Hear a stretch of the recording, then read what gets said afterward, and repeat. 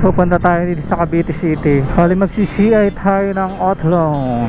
Bali ito lang naman yung pinagkakaabalahan ko mga kabiwan moto. Ang aking trabaho ay isa akong CI. CI ako ng mga bangko na mga nag-a-apply ng loan. Dahil kahapon galing tayo rito, ang problema wala na tayong na-verify kasi alas ginabi na tayo. And dito sa CI ko na to is may special instruction dito na i-verify ko daw kung may mga existing loans si subject. Gustong malaman ng bangko. Boss, anong barangay po to? Hindi ko makakita ha. Hindi ko kasi inuna yung barangay eh. Anong number na po ba to? 6? Layo.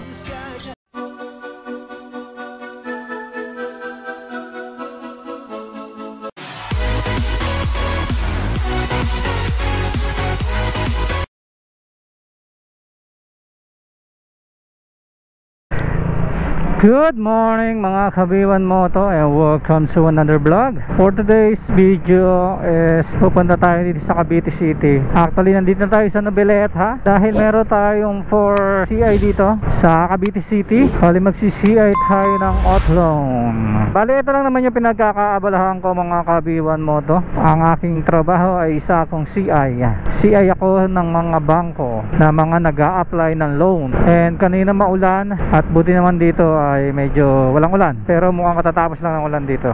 Bali pupuntahan natin si subject dahil kahapon galing tayo rito. Ang problema wala na tayong na-verify kasi alas ginabi na tayo. Umalis na lang tayo kahapon kasi wala naman tayo mapag-verify and then madelikado na rin. Kaya bumalik ulit tayo ngayong umaga. Dapat nga mas maaga pa ako rito kung tutusin, kaso ang problema ay umuulan kaninang umaga. Kaya medyo nagpatila-tila tayo ng ulan. Time check is 9:24. Gagawin natin is pupunta muna tayo sa barangay hall and then pupunta na tayo din sa kapitbahay para mag-conduct ng verification, and then pupunta na tayo dun sa may subject para ma-interview siya. And dito sa CA ko na to is may special instruction dito na i-verify ko daw kung may mga existing loan si subject. Gustong malaman ng bangko, o yun lang naman yung special instruction nila, pero usually kasama naman yun dun sa may report natin. Gusto na lang siguro ni client, yung bangko, is ma-verify kung ano-ano yung mga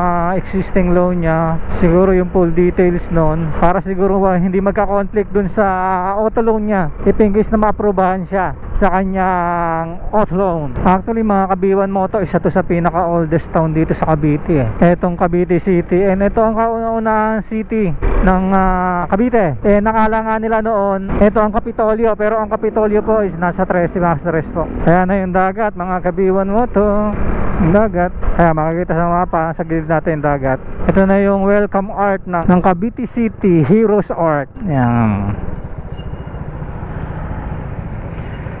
Yon, shoutout nga pala kay Leo Kahalili, taga rito siya, taga Cavite City yon. Bali doon na tayo nagsimula na mag video mga kabiwan moto kasi masyadong mahaba yung biyahe natin.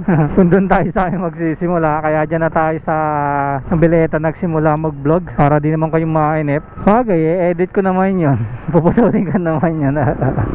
Yung hinahanap natin mga kabiwan moto is Barangay Santa Cruz sa T. Gomez Street. Doon tayo pupunta. Pagdating sa T. Gomez Street, magtatanong-tanong tayo doon kung saan yung barangay hall na Santa Cruz. 460 Reyes Street, doon ang T. Gomez. Yan. Boss, anong barangay po to? Ito, barangay 20.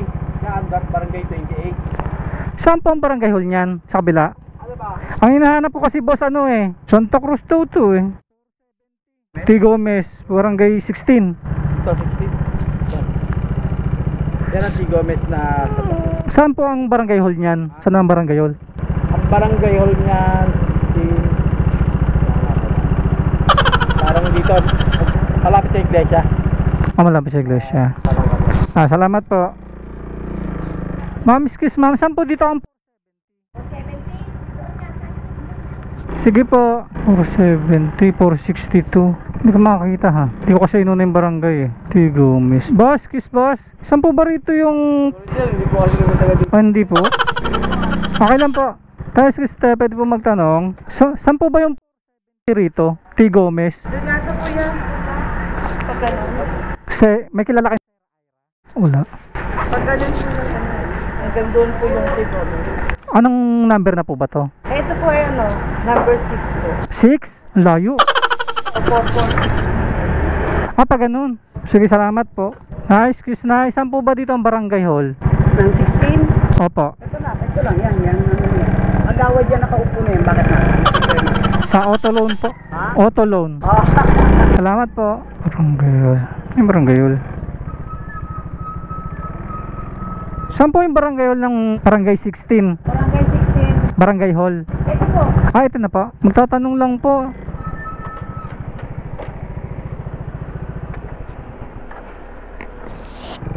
Ayun po. Ayun mga kabiwan mo to, natapos na natin ang ating pag-CCI para sa auto loan. Medyo nahirapan tayo kasi looban pala yung bahay. Kasi nung hinahanap ko kanina napuputol yung address. Kaya ginawa ko, nagpunta akong barangay. Yun naman talaga ang ginagawa ko, nagpupunta ako sa barangay. Ewan ko kung bakit sa sarili ko hindi ako nagpunta agad sa barangay. Natagalan to yung paghahanap ko. Pero mga lehitimong mga taga ron naman. Kaya walang problema. Bali maghahanap lang tayo ng pwesto para dun tayo gagawa ng ating report para ma-send na natin at maipasa na natin. Kinukulit na tayo ng ano kasi kahapon pa talaga to hanap lang tayo ng pwesto dito na medyo safe para makagawa tayong report tsaka yung may signal. Ayan, nakalabas na tayo ng Cavite City na wala tayong mga pwestuhan kung saan tayo gagawa report. Ang init kasi.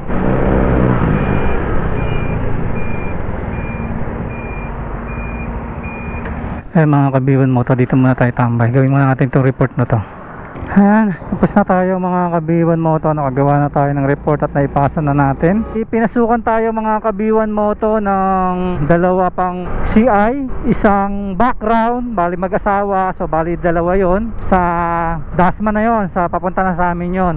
Pero meron pang isang binigay sa atin, bali tatlong subject. Tapos may pupuntahan tayo ditong isa sa Rosario, dun sa may EPSA, is employment verification naman to. So unahin na natin to para after dito, dun na tayo diretso sa may DASMA and pauwi tayo. Tapos kapag tapos, kain muna tayo. Tapos maghintay ulit tayo ng email. On the way na ako ngayon dito sa may CI ko sa Rosario, sa employment. Bali APC yung company niya. Bali babiyahe tayo ng 9 minutes simula doon sa Cavite City. 7.7 kilometers ang layo natin. Doon sa may pinaghintuan natin kung saan tayo gumawa ng report. Bali ganun po yung sistema ng company po namin.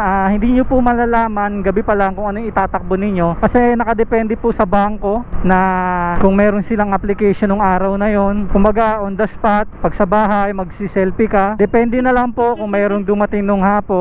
Gaya sa akin, etong siniyay ko ngayon is kahapon pa po dumating. Pinuntahan po kahapon yung lugar. Ang problema po is medyo ginabi na po tayo kaya hindi na tayo nakapag-verify sa barangay. Hindi na po tayo nakapag-conduct ng verification. Pati dun sa may field, pati dun sa may location ng subject. And wala na tayong nakuha ang impormasyon. And mga alas 4 na kasi naibigay, hanggang alas 5 tayo. So obligado tayong puntahan. Ang problema nga lang, wala na tayong inabutan. Kaya binalikan uli natin ngayong umaga para mag-verify tayo. So natapos naman natin yung pag-verify natin. And then may nag-chat sa akin ngayon, may nag-email sa akin ngayon, yung dispatcher namin. Siya yung nagbibigay ng mga 4CI namin everyday. So kung kahapon wala tayong 4CI, kung natapos natin yung kahapon, ang mangyayari nun is maghihintay tayo sa bahay natin pero nakain na tayo bago mag-8. Pumasok siya na 10:30 I think. Ibig sabihin kung sakaling nasa bahay tayo at pumasok siya na 10:30, doon pala tayo magsisimula magtrabaho. Yun po yung sistema namin. So hindi kami aware kung ilan yung masisiay namin ngayong araw.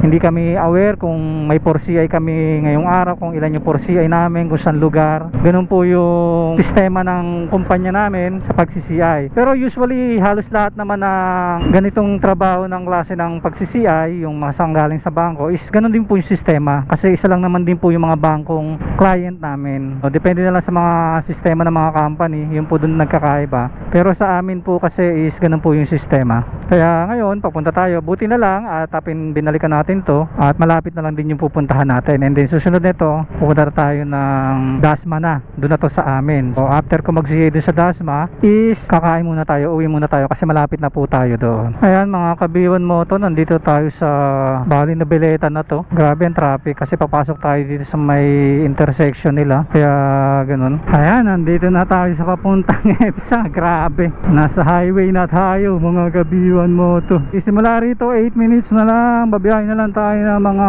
3.8 kilometers. Malapit na to. Dire-diretso na lang to. And then diretso tayo doon sa may company. Medyo hindi maganda ang panahon mga kabiwan mo to sa araw na ito. Dahil kaninang umaga bago tayo umalis at kaya nga na-delay yung paglabas natin. Dapat kanina pa tayo nakalabas. Is naulan kanina ang umaga. And ngayon medyo makulimlim na parang uulan. Makakapalang ulap, madilim sa kalangitan. And ayon sa weather forecast is maulan ngayong araw na ito hanggang weekend. Kaya dito na tayo sa gate ng EPSA kung saan nandoon yung company kung saan nagtatrabaho si subject. So dito tayo papasok.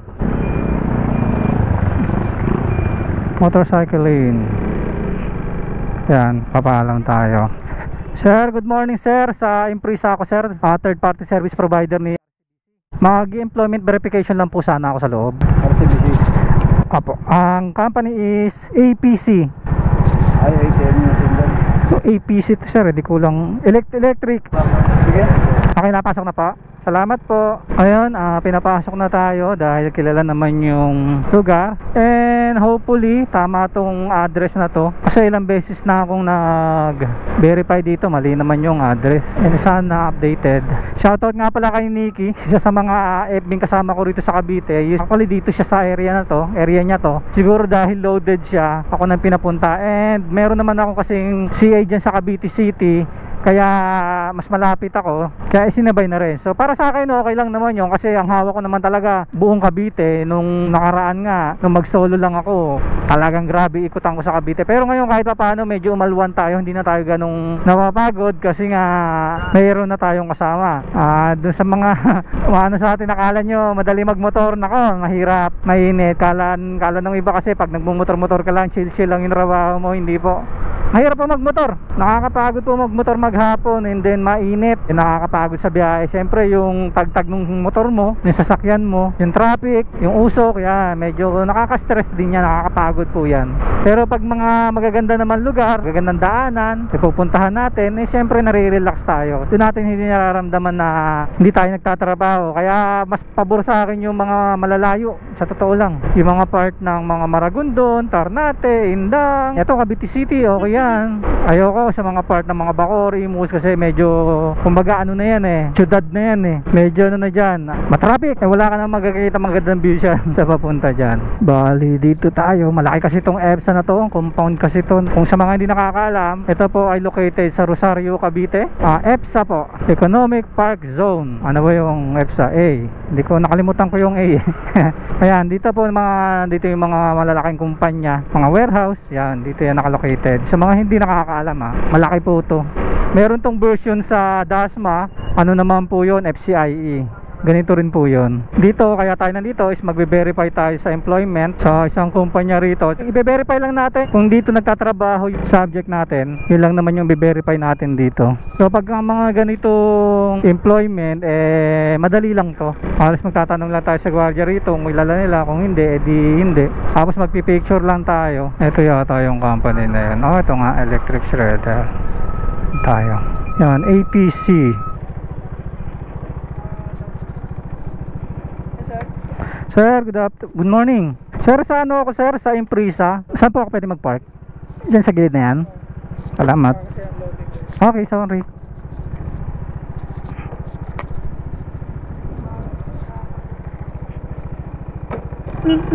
Thank you. Yan mga kabiwan mo to. Tapos na tayo dito sa may company saan tayo mag BBI o mag CCI. And papunta na tayo ng Dasma mga kabiwan mo to. So ganun lang naman yung proseso ng employment. Mabilis lang. Kaya minsan mas pabor yung employment sa akin. One way ba to? One way ba yan? One way? One way? One way? Ay hindi. Salamat! Palawan, takot ako puro truck eh. Baka masalubong ko puro truck.